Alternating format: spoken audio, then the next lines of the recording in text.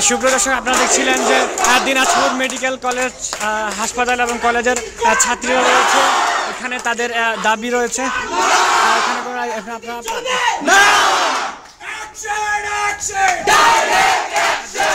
আসলে দফা এক দাবি এক ম্যামের পদত্যাগ।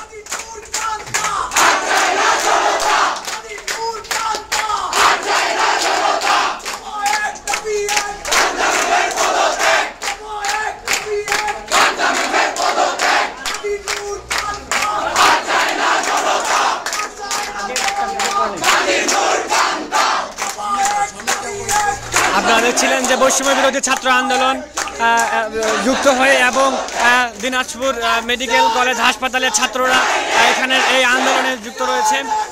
এটা হচ্ছে দিনাজপুর মেডিকেল কলেজ হাসপাতাল এবং কলেজের শিক্ষার্থীরা মানে ছাত্রীরা এবং ছাত্ররা তারা এই যে আন্দোলনে যুক্ত রয়েছেন।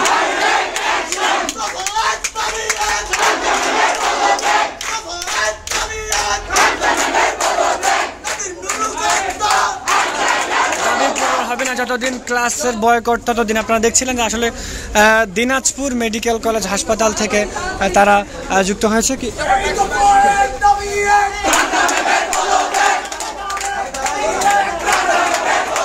কিছু কথা বলতে যাচ্ছে আসলে আলিম পিন খেয়াল করে